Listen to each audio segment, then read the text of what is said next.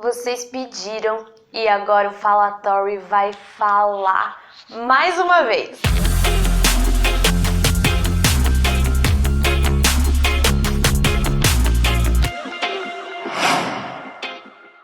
Nossa última heroína para fechar com chave de ouro essa série de personagens femininas da teledramaturgia brasileira que influenciaram de alguma maneira o empoderamento feminino é ela, Maria da Penha, interpretada pela maravilhosa Thaís Araújo da novela Cheias de Charme de 2012. Se botar teu amor na vitrine, ele nem vai valer R$1,99. Quando eu tava escolhendo os personagens que iriam compor esse trabalho e eu finalmente cheguei na década de 2010, eu olhei para todas as personagens que eu tinha escolhido até então e percebi, putz, nenhuma negra. E gente, isso significa muito. Em todos esses anos de teledramaturgia brasileira, e como a gente tem visto desde o começo dessa série, que pelo menos nas últimas 5 décadas existem sim personagens femininas que representaram o empoderamento da mulher, nenhuma delas era negra. Nenhuma delas representou o empoderamento da mulher negra. Só aí a gente já tem um grande problema, né? E foi aí que eu lembrei da Penha e decidi que era ela. Cheias de Charme é uma das minhas novelas favoritas. Eu amava a Penha, eu amo a Penha e eu admiro muito a Thaís Araújo. Ela é uma mulher que abraça tantas causas sociais, ela é uma mulher que realmente abraça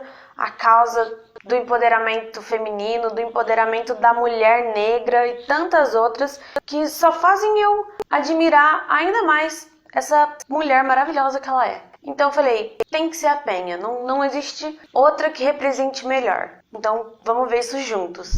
Agora voltando para nossa série, como eu estava falando antes, é muito importante, é muito significativo que a Penha seja negra, porque é uma marca importante e que representa a diferença de privilégios entre mulheres brancas e negras que existem na sociedade e nos fazem pensar até que ponto o nosso feminismo é correto, até que ponto o nosso feminismo é válido se ele apenas considera ganho um jogo em que só mulheres brancas chegam a um nível que podemos chamar de poderosas, empoderadas, enquanto outras, na sua maioria negras e pobres, continuam no esquecimento sem empoderamento nenhum. Então, nesse trabalho, para fechar essa série, a Penha vai mais do que representar o empoderamento da mulher, ela vai representar o empoderamento da mulher negra.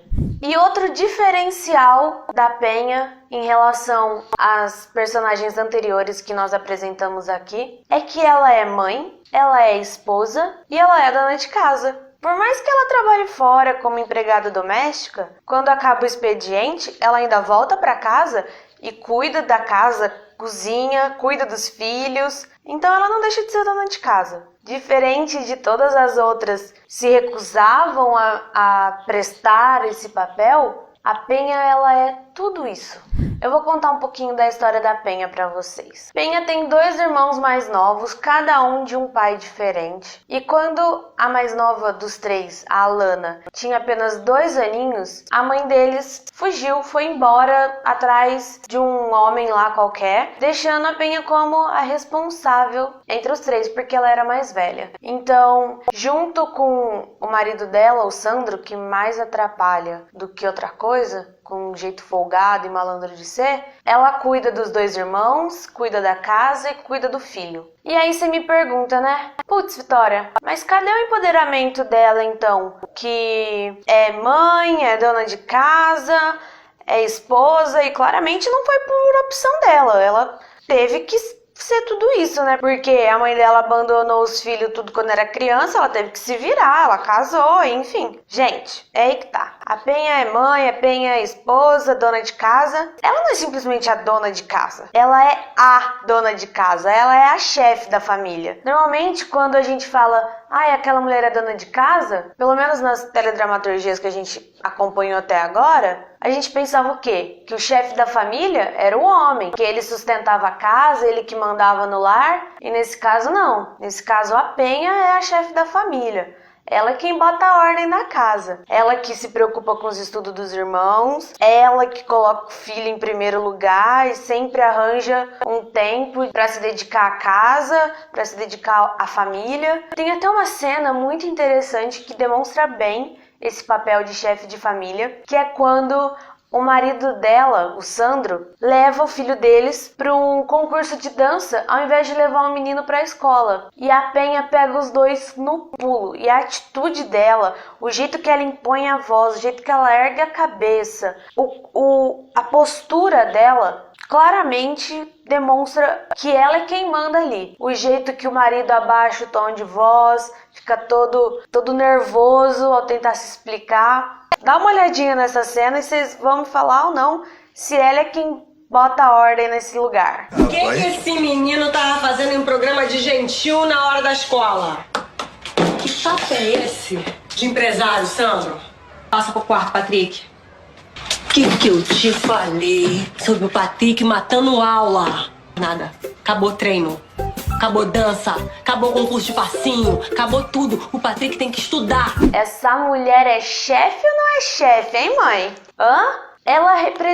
Essa cena representa toda a autoridade que a Penha tem sobre a família dela. Outra cena icônica e dessa vez que mostra a independência financeira da Penha é essa aqui. Sei lá, que eu tô sonhando, sabe?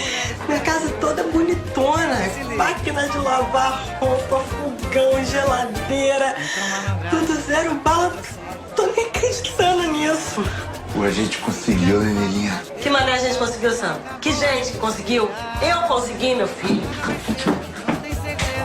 Depois das empreguetes terem voltado da sua primeira turnê com o bolso cheio da grana e depois da Penha ter batalhado tanto para conseguir uma estabilidade financeira para ela e para a família, vem macho folgado querer pegar carona? Aqui não, né, gente? Aqui não. Penha tem outras características marcantes, como a honestidade, a justiça, o amor e valor pelas suas raízes. A questão não é grana, Sandro. Pô, é tua atitude, cara. Tu tem que honrar tuas calças. Sabe, chegar junto que nem homem. Ela é a única das empreguetes que não se muda, como ela mesma diz, para bairro de madame. A Rosário, por exemplo, que é considerada a líder do grupo, ela se muda e vira vizinha da Chayenne, ou seja, ela vai morar em condomínio de gente rica. A outra, a Cida, ela volta para a casa dos Sarmentos, que é a família que ela trabalhou a vida inteira como doméstica, e usa o dinheiro dela agora para impor respeito na família. Mas a Penha não. A Penha só reforma a casinha dela, reforma a laje dela, que ela sempre sonhou. Ela fala que é a laje de madame e ela continua ali, na mesma casa, na mesma comunidade que ela viveu a vida inteira. Ela usa o dinheiro dela para outras coisas que ela considera mais importantes, como, por exemplo, a educação da irmã mais nova dela, a Alana. A partir de agora, passa a estudar num colégio particular, que é o mesmo colégio que o filho da ex-patroa da Penha estuda. Isso significa mais do que uma ascensão econômica da personagem. Isso representa uma ascensão educacional da Penha. Tudo que a Penha conquistou na vida foi com o esforço do trabalho dela. Ela é uma mulher batalhadora, guerreira, esforçada, independente e muita gente acaba esquecendo de tudo isso só pelo fato de, no final da novela, ela voltar com o Sandro, que é o marido dela. Eles tinham se divorciado, né? No meio da novela ali. E no final ela volta a ficar com ele. E todo mundo... Nossa, eu lembro exatamente como todo mundo falava que era um absurdo a Penha ter voltado com ele. E, gente, isso não significa nada. Isso não apaga em nada as características da personagem, o empoderamento dela, a independência dela. Porque o fato dela voltar com o Sandro não significa que ela depende de homem, tá?